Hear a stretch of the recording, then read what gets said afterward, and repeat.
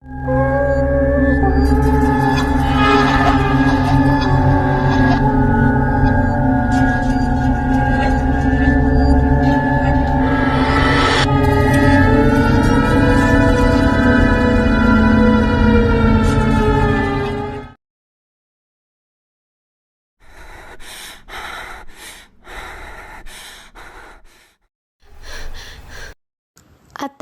okay ka lang ba? Bakit ka hinihingal? Wala, Trish. Binangungot lang. Panaginip lang pala. Kinabahan ako.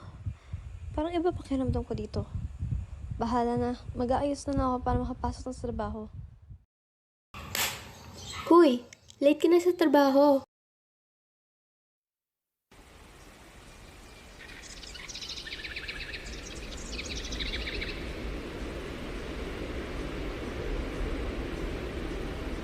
Uy, Colleen, okay ka lang ba? Colleen, okay ka lang ba?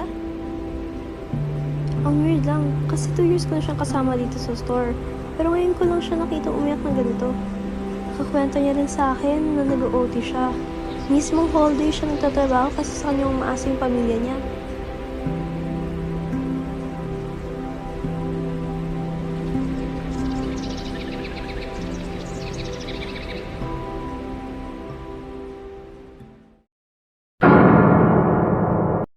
Anong oras na? 9:24 na. Okay ka lang ba? Ano nangyari sa'yo kanina? Bakit kita iyak? May dadating dito na lalaki mamayang 10 p.m. Maganda ka. 9:57 na. Hindi ko lang kung matataranta ba ako matatakot sa sinabi ni Colleen. 3 minutes na lang. Magbibilang ako. Wala na rin kasing tao sa store. Kami na lang ni Colleen. Wala na kasing customer kaya mas nakakatakot pag night shift. 9:59 na. 1 minute na lang. Ano kaya meron sa sinabi ni Colleen? Magta-timer ako.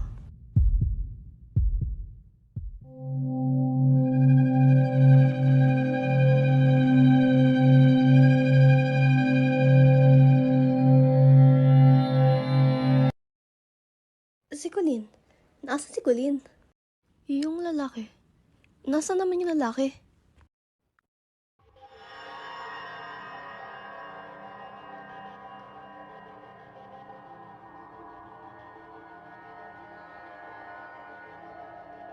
Colleen, tara na. Please lang. Ayoko lumingon, please. Ayoko lumingon.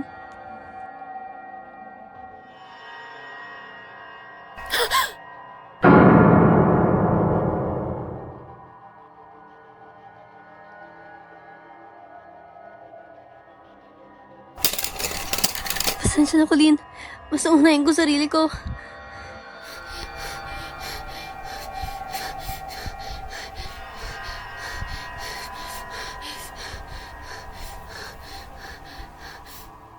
Wala na akong pake kung ano man mangyari sa store.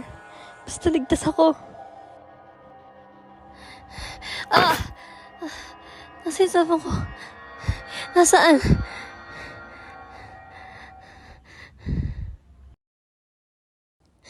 Paano na kaya si Colleen? Hindi ko man lang siya naligtas.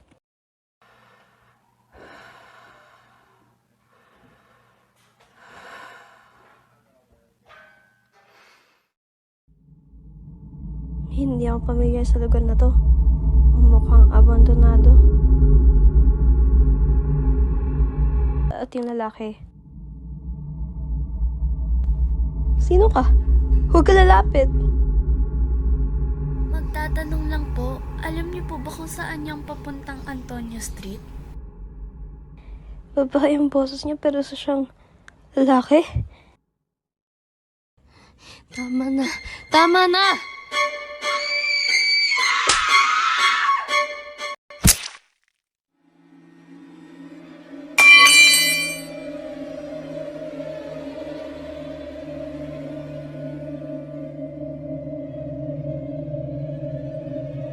Aray, ang sakit. Ang sakit ng pagsaksak sa akin. Ang sakit. Aray!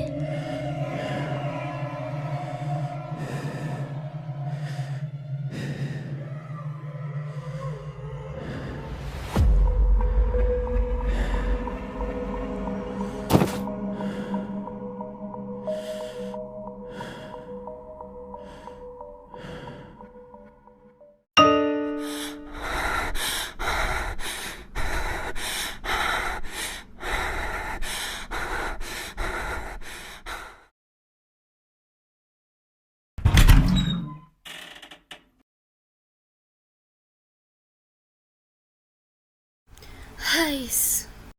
1 year ago pa, simula nung namatay si Colleen. Namatay siya dahil sa sakit sa puso. Bigla siyang inatake. Ate, baka nagpaparamdam sa'yo. Nanaginip ako sa panaginip ko, pero bakit si Colleen pa? Okay lang yan, ate.